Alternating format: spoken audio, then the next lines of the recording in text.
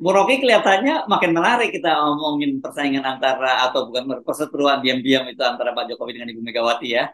Karena kan sore tadi itu kan berlangsung buka puasa bersama pimpinan-pimpinan parpol ya, yang mengundang Pak Jokowi, ketua umum parpol pendukung ya, yang menyelenggarakan PAN dan kemudian yang udah pasti tidak diundang itu Nasdem. Kita paham kalau Nasdem tidak diundang, tapi kemudian ternyata Ibu Megawati itu tidak hadir meskipun diundang dan yang menarik, tidak ada satupun petinggi PDIP yang mewakili karena yang juga alasan Hasto kan ini tuh undangan ditujukan kepada ketua umum. Jadi ya memang tidak bisa diwakili, jadi tidak hadir. Jadi apa yang bisa kita baca dari soal ini? Karena katanya ini mau membahas soal reshuffle kabinet. Ya, itu artinya satu poin Jokowi dapat karena Jokowi akan kan secara tidak langsung Jokowi mengatakan kami udah undang tapi Ibu Mega masih marah pada saya dan karena itu dia tadi malam beli tiket pergi kemana kita nggak tahu tuh. Jadi sinyal pertama adalah memang nih perang bubat ini masih jalan terus kan dan cara Hasto untuk berdiplomasi yang diundang adalah ketua partai ya itu ya cara yang kita udah hafal lah itu begitulah upaya untuk menyelamatkan muka tuh. Tetapi Jokowi justru lebih enteng untuk mengatur dia mungkin akan ada reshuffle dan Jokowi menganggap oke, jadi Bu Mega terang-terangan memang nggak ingin lagi bertemu saya. Kira-kira itu kan. Jadi poin utamanya yaitu Ibu Mega memang tidak ingin bertemu Jokowi. Jadi, karena itu dia pergi aja tuh. Bahkan dia larang orang jangan ada yang datang ya. Mau sekjen kayak mau apa kayak supaya jelas itu. Jadi ngambeknya Bu Mega itu dibaca oleh Pak Jokowi sebagai bukan ceasefire tapi perang perang baru dimulai Oke, itu. Nah, kita ya. kita kita tunggu nih ya, perang baru ini siapa yang ada di kubu Jokowi, siapa yang ada di kubu Megawati nanti kan. Ya, Kan ya. semua orang juga mengintai jangan-jangan Jokowi yang kalah nanti itu ya. Ini soalnya nih. Enggak, tapi kalau yang ini sudah menarik karena Erlangga Hartarto misalnya dia mengusulkan untuk membuat koalisi besar, tapi dia tidak juga memasukkan PDIP. Udah menyatakan begitu. Ini bisa lebih serius kalau kemudian PDIP dikucilkan loh, Bung Rocky. Benar PDIP itu tetap bisa mengusung calon presiden sendirian karena dia punya kursi sudah melampaui PT 20%. Tapi saya ragu dengan PDIP berani maju sendirian mengusung calon presiden dan wakil presiden. Oh, dalam keadaan terluka banteng bisa robohin pohon beringin loh itu Oh gitu ya? masalahnya itu. Oh iya ya, oke. Cuman masalahnya juga kalau banteng robohin pohon beringin dia mesti kasih jarak tuh. Jangan-jangan pohon beringinnya tuh jatuh ke tubuh banteng kan begitu Aha, roboh kan aha, hancur semuanya kan. Tapi aha. kita mau lihat sebetulnya posisi Golkar. Golkar ya dari awal Golkar juga separuh dimusuhi sama PDIP dan Hmm. dalam beberapa kasus gitu. Dan orang seperti Erlangga juga membaca poin bahwa ya apapun yang ada di depan, Golkar harus tetap berguna atau signifikan atau berfungsi kan. Kan ideologi Golkar adalah pragmatisme itu. Jadi sangat mungkin Golkar menganggap udah ini saat terakhir dan ada kepastian bahwa PDIP memang tidak mungkin ikut dalam koalisi itu. Jadi bagi Golkar dia justru akan memimpin koalisi tanpa diganggu oleh PDIP nanti kan. Kan Hmm. kalau dengan PDIP transaksinya panjang gitu kan. Hmm. Kalau dengan partai-partai lain ya gampang lah lebih mudah untuk bertransaksi dengan partai lain yang ada dalam koalisi besar yang diusulkan ketimbang ada PDIP di situ tuh. Nah, itu yang memungkinkan kita membaca bahwa kepastian-kepastian politik terutama wakil presiden Anies pasti juga harus dikocok ulang tuh. Demikian juga Pak Prabowo mungkin melihat sinyal maka dia menganggap ya udah itu tunggu aja apakah Golkar yang mendekat atau kalau di hari-hari terakhir tetap juga masih ada cadangan yaitu Gerindra. Jadi yang paling diuntungkan sebetulnya adalah PDIP masih ada cadangan.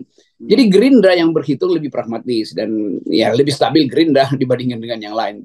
Ya, kan gini dalam kasus ini harusnya yang ngambek itu Pak Jokowi dong, bukan Ibu Mega, karena kan sekarang yang lagi babak belur gara-gara apa Piala Dunia dibatalkan di Indonesia kan Pak Jokowi.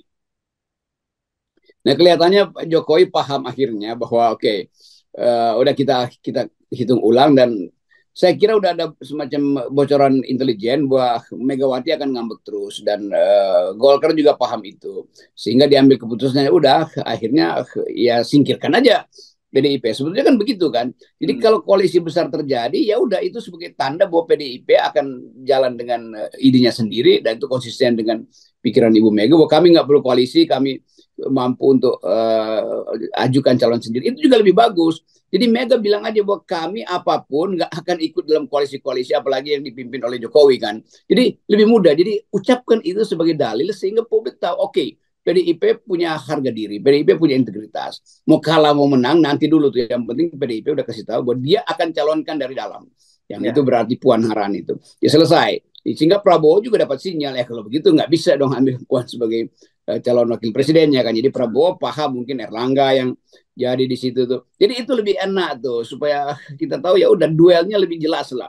Daripada saling tukar tambah atau saling kirim-kiriman sinyal, sementara rakyat mau sinyalnya bukan politik, sinyalnya adalah daya beli, sinyalnya adalah harga beras, sinyalnya adalah harga kebutuhan pokok. Kan itu yang mesti kita bedakan tuh. Jadi persaingan di antara elit itu kan ya setiap 20 menit bisa berubah kok. Tetapi hak rakyat untuk memperoleh kemakmuran dan keadilan nggak boleh ditunda menunggu persaingan elit itu selesai.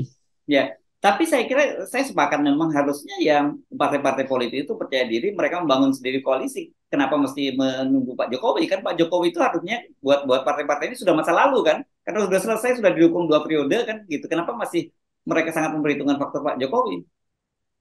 Jadi kalau kita petakan per hari ini, per jam ini, kira-kira udah stabil, PDIP maunya dia sendiri, oke. Gerindra juga udah stabil, karena di endorse apa nggak di endorse Pak Jokowi, ya Prabowo tetap punya semacam dignity untuk jadi calon presiden. Kan selesai kan. Yang tinggal yang kroco-kroco ini yang mau melenggang-melenggang sambil nyerempet siapa yang bisa dia tempelin itu yang PKB, PAN, partai-partai kecil. Golkar dari awal kita tahu kemanapun Golkar akan terus pragmatis sebagai partai tengah, sentris partai yang berupaya untuk membuat dirinya tetap berarti dalam keadaan rejim apapun. Nah bagi Pak Jokowi sebetulnya udah diamin aja kan. Tuh, semua yang akan diatur Pak Jokowi kalau gripnya nggak ada itu akan diabaikan oleh ketua-ketua partai. Bisa ketua-ketua partai itu udah punya courtesy call masing-masing. Mungkin Erlangga udah telepon sama Pak Prabowo, Jul juga udah telepon sama Erlangga, PKB apalagi kalau Caimin pasti telepon semua orang tuh kan. Jadi kira-kira begitu intinya tuh. Jadi Pak Jokowi mestinya bilang oke, periode saya selesai, saya udah tahu blockingnya begini, PDIP akan sendiri, tidak memerlukan saya. Pak Prabowo juga udah mandiri. Oleh karena itu saya akan kembali ke Solo untuk mulai mempersiapkan pidato terakhir setelah 2024. Kan lebih enak begitu tuh.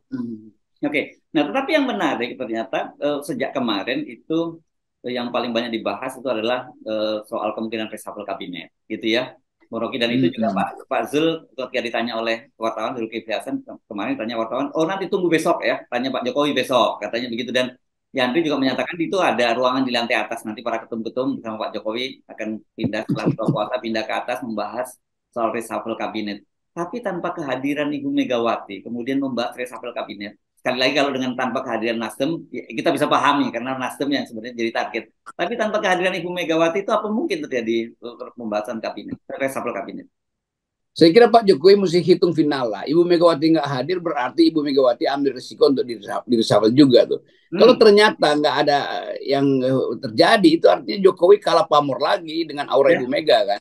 Kan itu dasarnya kan. Jadi kita disuruh nonton sesuatu pertandingan yang absurd sebetulnya kan. Jadi di mana integritas Pak Jokowi kalau Ibu Mega musuhi dia, tapi dia takut untuk bersaing dengan Ibu Mega kan. Jadi ukurannya adalah reshuffle aja. Supaya Ibu Mega juga merasa lega bahwa dia akhirnya harus keluar dari istana itu. Dia akhirnya harus bukan dia mengutuk Jokowi, tapi menganggap Jokowi memang nggak mungkin dijadikan kader PDIP. Jokowi nggak paham Pancasila, nggak paham Soekarnoisme segala macam itu, nggak paham apa namanya permusyawaratan yang adil, ya soal-soal semacam itu. Jadi sebetulnya dengan adanya Jokowi yang akhirnya jadi musuh PDIP justru makin kuat karena menganggap bahwa oke kami konsolidasi kalau begitu supaya lain kali nggak cari seseorang yang nggak paham walaupun elektabilitasnya tinggi. Kan PDIP itu dasarnya adalah ideologis tuh. Jokowi kan tidak ideologis, Jokowi kan sangat pragmatis tuh, bisa sana bisa sini. Tapi itu justru akan jadi identitas baru dari PDIP. Jadi peristiwa ini mestinya PDIP senang dan mestinya minta atau bahkan PDIP oke kami tarik semua menteri kami itu jadi selesai kan. Itu yang membuat PDIP jadi solid justru. Jadi saya berharap sebelum atau setelah terjadi pertemuan yang diam-diam ini mungkin 8 mata antara Jokowi dan ketua-ketua partai untuk bikin isu reshuffle, mesti udah bisa dibaca oleh Ibu Mega. Jadi Ibu Mega bisa dahului. Kami tahu akan ada reshuffle, dan karena itu demi etika politik kami mundur dulu dari kabinet. Soal dipanggil ulang ya gampang kan. Jadi langkah politik ini yang orang tunggu. Kan kadang-kala langkah politik itu justru yang membuat PDIP bermutu kan. Saya bayangkan misalnya, 2 jam sebelum reshuffle PDIP kalau dapat bocoran, Ibu Mega berpidato, akan ada reshuffle, karena itu kami tarik dulu menteri-menteri kami. Apakah dibutuhkan oleh Pak Jokowi atau enggak, itu belakangan. Yang penting kami tahu supaya Pak Jokowi lega untuk menyusun kabinetnya terakhir. Ini kan kabinet terakhir. Kan itu. Jadi kita kasih justru solusi pada PDIP supaya dia jadi solid lagi sebagai partai yang ideologis. Jadi artinya apapun ini menarik. Ini tetap saja sinyal-sinyal politik ya, dan itu tidak bisa dilepaskan dari ribut-ribut dalam beberapa hari terakhir ini, terutama dengan soal batalnya Piala Dunia dan kemungkinan Indonesia terancam tidak bisa ikut dalam semua kompetisi di dunia ini dalam berbagai level.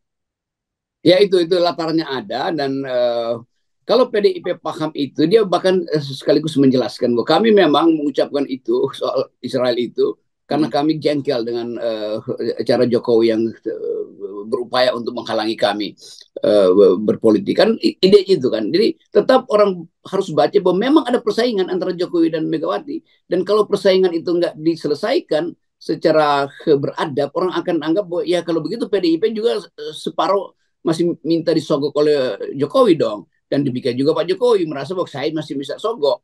Lalu PDIP kehilangan moralnya, kehilangan integritasnya tuh karena bisa disogok. Nah, lain kalau tadi saya usulkan, PDIP bilang kami tarik dulu supaya Pak Jokowi bisa susun ulang. Kan itu dia dapat moral call yang tinggi sekali tuh. Itu baru bermutu tuh. Jadi saya mudah-mudahan ini proposal FN ini nyampe pada hasil Bu Mega. Oke, ada radikal isu hari-hari ini supaya bangsa ini bisa berpikir lebih tentram. Maka mari kita lakukan kontemplasi masing-masing. Lalu PDIP himbau sebaiknya semua partai tarik dulu dari kabinet sebelum reshuffle. Kan bisa begitu caranya tuh. Walaupun nanti orang berpikir nanti kalau ditarik semua bagaimana? Enggak kan, ditarik sebagai ucapan itu supaya Jokowi merasa lega, nggak ditekan-tekan untuk nyusun kabinet sendiri. Jadi itu intinya. Jadi kita ajarin juga PDIP untuk bersikap lebih Spartan, bersikap lebih Soekarno. Soekarno kan selalu datang dengan poin itu tuh, bahwa nanti akan ada kontroversi itu soal Soekarno keluar dari PBB, dia tahu konsekuensinya, tapi dianggap itu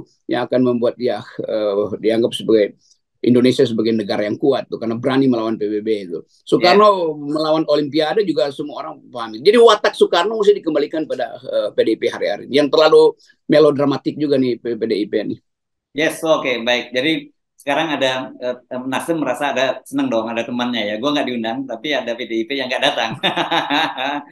Iya, kalau Nasdem nggak diundang dia cemas-cemas kan mau diapain tuh partai itu. Tapi kalau PDIP kan nggak perlu cemas, dia kuat banget kok sebagai partai. Itu bedanya tuh. Yes, oke, baik. Terima kasih Bung Rocky. Tetap 0%. Ya, yang nggak bisa direshuffle adalah 0% etika politik. Yes. Thank you.